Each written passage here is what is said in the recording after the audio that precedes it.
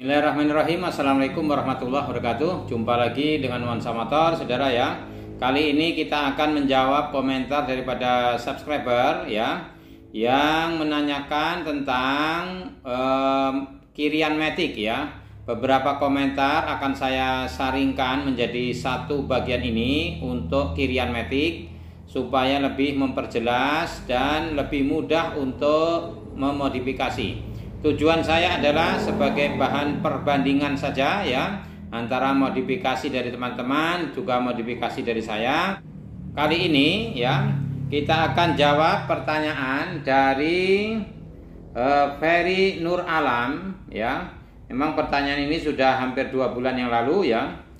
Assalamualaikum Bang, kalau Matic standar kirian biar ngisi terus dengan ruler standar bawaan, racikannya apa ya? Nah ini khusus untuk motor standar ya, motor mesin standar tapi diracik kiriannya.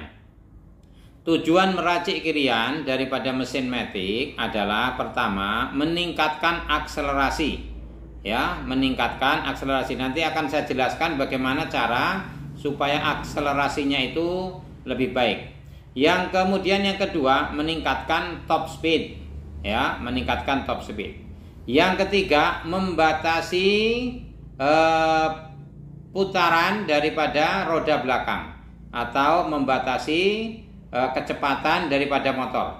Ada beberapa hal ya yang penting yang perlu diperhatikan, bahwa di bagian kirian Matic itu ada perangkat namanya puli depan yang seperti ini.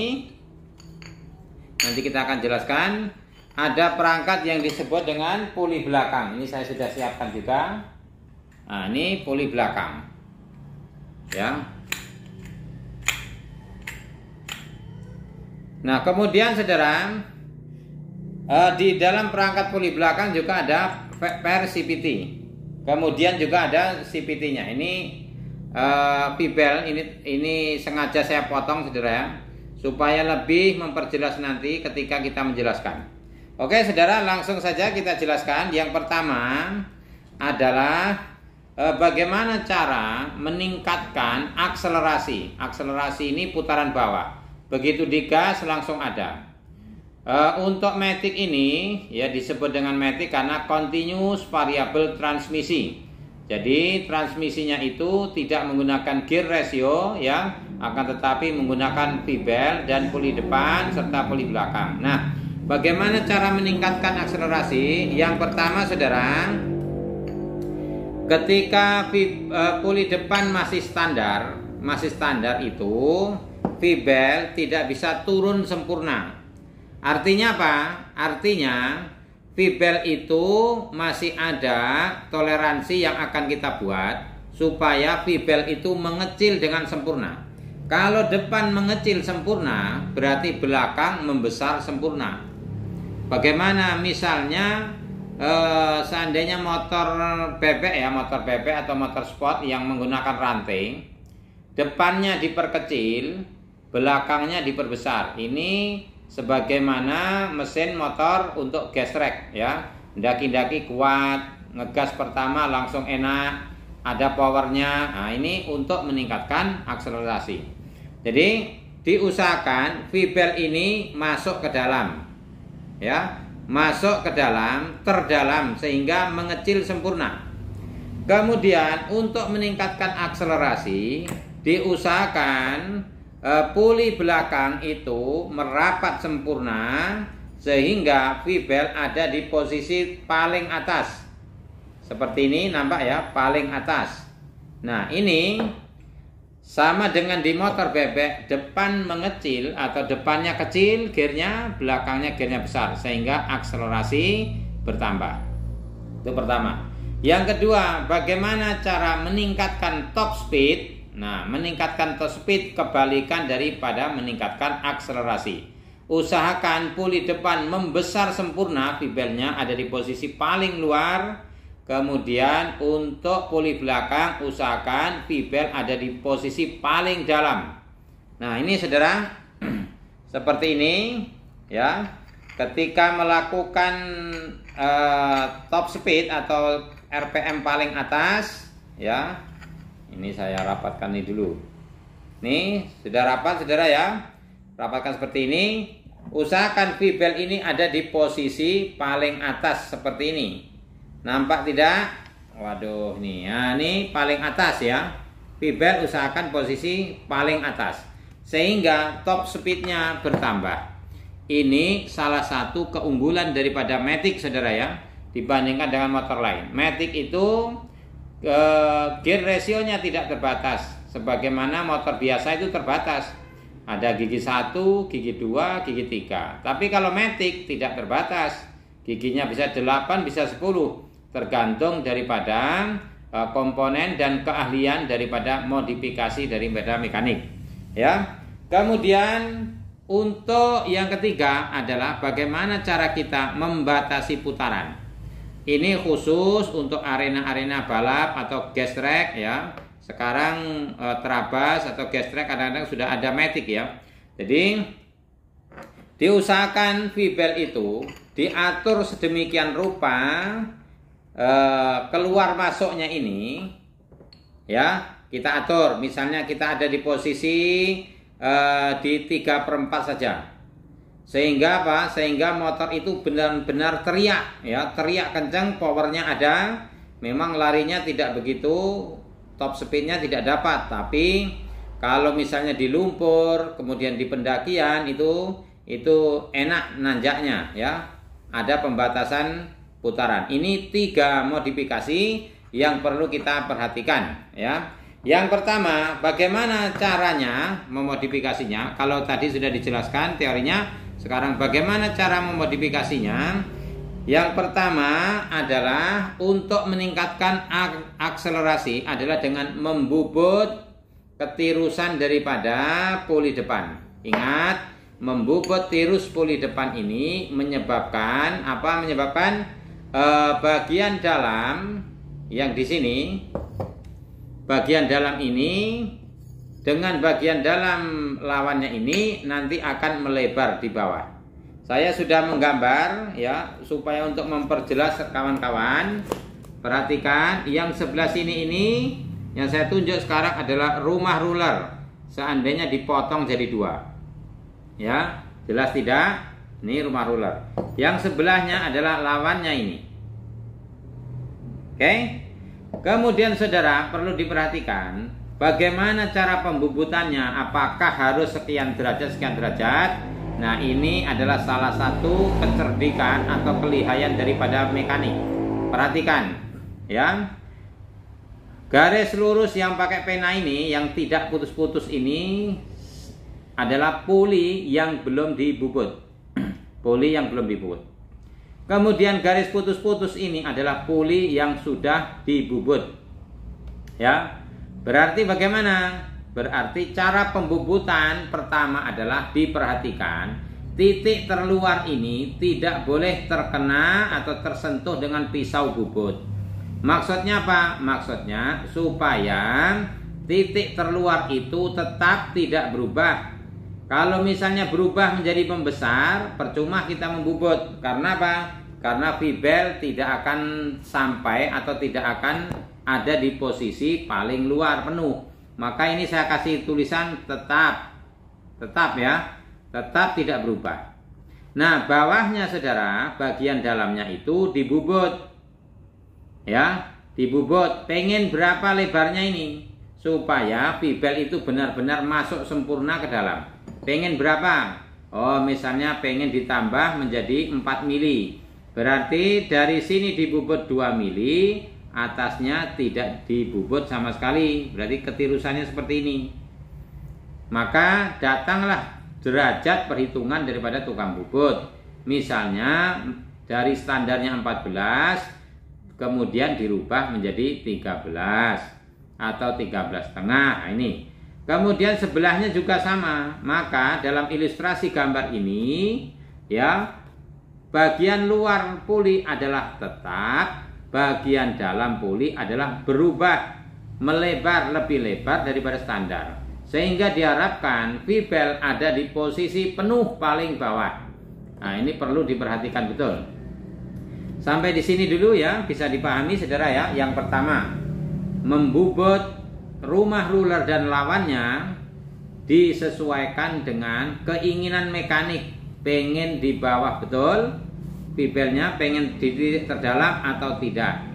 Ini perlu juga dipahami betul-betul ya, terutama juga pemodifikasi puli di tukang-tukang bubut ya. Tidak boleh kita membubut asal saja, di luar dibubut, di dalam dibubut, ya rugi ya. Tidak ada gunanya kita membubut, hanya bagian dalamnya memang nanti lebih lebar, tapi atasnya nggak jalan top speednya.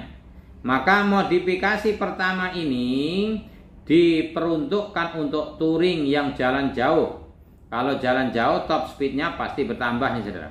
Atau untuk misalnya road race yang treknya panjang betul, lurusnya panjang, bisa menggunakan trik seperti ini. Ini pertama saudara, saya rasa sudah paham tentang pembubutan puli. Oke, berikutnya adalah menambah jalur ruler. Jalur main rulernya ini ditambah ke atas. Maksudnya apa? Maksudnya supaya dorongan daripada ruler dengan gaya sentrifugalnya benar-benar bisa mepet ya, bisa benar-benar bisa mepet ke lawannya. Sehingga kalau terjadi mepet betul seperti ini ya, misalnya ini mepet betul, maka yang terjadi kalau sudah mepet, yang terjadi adalah V-bel akan berada di titik paling luar. Tapi kalau tidak mepet bagaimana? Kalau misalnya renggang, pasti dia di dalam. Ya, kalau mepet pasti dia ada di titik terluar. Nah, ini modifikasi berikutnya yaitu menambah jalur ruler, ya, menambah jalur ruler. Kalau misalnya untuk trek pendek-pendek bagaimana? Tidak perlu menambah jalur ruler. Kenapa? Supaya putarannya terbatasi, nanti modifikasi ketiga. Oke, menambah jalur ruler. Kemudian modifikasi yang ketiga adalah diperuntukkan untuk trek pendek-pendek ya. Supaya apa? Supaya putaran itu diatur oleh mekanik. Ya, sesuai dengan trek yang dilalui. Misalnya untuk road race belok-belok, untuk gas track yang membutuhkan power yang besar misalnya. Maka yang terjadi, caranya membuat rank di dalam ini saudara. Wah, saya tidak punya rank ya. Di sini kita kasih rank. Maksudnya apa? Maksudnya supaya jarak main daripada puli depan ini kita bisa mengatur dan membatasinya. Misalnya diganjal yang tadinya rapat, kalau diganjal dengan rank berarti dia tidak bisa rapat lagi. Yang terjadi putaran atasnya terbatasi. Misalnya kita pengen di 3/4. Ada misalnya ada balapan tapi treknya pendek-pendek betul. Maka yang terjadi ditambah satu rank yang tipisnya misalnya 0,5. Wah, treknya lebih pendek lagi, kasih 2. Treknya lebih pendek lagi, kasih 3 misalnya. Sehingga putaran itu terbatasi. Misalnya kita mengharapkan hanya di 3/4 mainnya saja, 3/4 saja ya kita pakai. Jadi nanti RPM mesin itu teriak betul ya, teriak kenceng, tapi jalan motornya itu powernya besar ya, sehingga kita dapat nyalip-nyalip orang dengan lebih baik. Ini puli depan saya rasa beres saudara ya. Oke. Kemudian untuk puli belakang. Puli belakang ini unik saudara. Banyak mekanik di antara mekanik pemula, khususnya alumni kursus mekanik nuansa motor di tempat saya, banyak kadang-kadang lupa dengan cara kerja daripada puli belakang. Lihat ya, orang banyak mengartikan bahwa puli yang belakang ini, yang saya pegang ini yang saya putar. Nah, ini yang saya putar ini, banyak yang mengira ini mutarnya 360 derajat, artinya berputar terus kayak gini. Padahal tidak saudara. Padahal tidak, mutarnya hanya sedikit saja. Maka di sini saya kasih tip X. Ini dengan ini. Wah, nampak tidak ini ya? Ini tidak ada yang bantu. Nih, ya saya kasih tip X. Kemudian saya putar. Tuh, putar. Ya, mentoknya segini. Tuh lihat, yang saya kasih tip X di atas dengan saya kasih tip X bawah. Cuman segitu saudara. Loh. Perhatikan, habis. Memang ini seluruhnya mutar. Diputar oleh bibel. Kalau ini mutarnya cuma sedikit. Maka saudaraku, ya. Tuh. Oke, tidak mutar penuh. Maka pertama kali modifikasi untuk puli belakang, ya, boleh juga menambah jalur di bagian sliding dalam. Tambah jalur kalau misalnya masih bisa dimungkinkan. Tapi tidak perlu ditambah jalur saja, ini sudah posisi masuk ke dalam ini. Ya, berarti tambah jalur boleh diperlukan, boleh tidak. Yang kedua adalah mengatur persivity. Persivity ini saudara, semakin keras dia, maka puli belakang semakin lambat terbuka. Ya, kalau persivity ini keras, maka dia lambat terbuka. Butuh RPM yang tinggi untuk membuka daripada puli belakang. Ini baik untuk trek pendek-pendek saudara ya. Semakin keras pernya, semakin baik untuk trek pendek-pendek. Semakin lunak pernya, semakin puli belakang bisa terbuka secara penuh, ya, semakin top speednya bertambah. Ini perlu kecerdikan juga daripada mekanik untuk mengatur tingkat kekerasan daripada persivity agar puli belakang itu bisa kita atur menutup dan merenggangnya, ya. Kemudian persivity yang panjang juga bisa mempengaruhi bukaan daripada puli belakang, kadang-kadang bisa mentok. Oke saudara, itu untuk persivity. Masuk lagi kita ke pertanyaan daripada subscriber tadi, berapa ruler ya, tentang rulernya. Ruler itu bebas ada ya. Intinya seperti ini untuk ruler. Semakin ringan ruler berarti peak power berada di posisi bawah-bawah. Artinya pendek-pendek enak, trek-trek pendek enak. Semakin berat ruler, semakin puli ini bisa dipertahankan merapat. Berarti untuk tarikan panjang, ya. Ingat ya. Semakin berat ruler, ya, semakin baik untuk tarikan panjang. Semakin ringan ruler, semakin baik untuk tarikan pendek. Nah, ini saudara, saya rasa penuh ya. Hari ini kita sharingkan puli belakang sudah, puli depan sudah, persivity juga sudah, kemudian cara modifikasinya. Saya rasa demikian. Ada satu lagi posisi modifikasi saudara. Ya, posisi modifikasi berikutnya adalah yang ekstrim. Ekstrim itu dalam pengertian power sempurna tapi mesin tidak awet. Artinya komponennya tidak awet. Yaitu dengan melubangi di sini,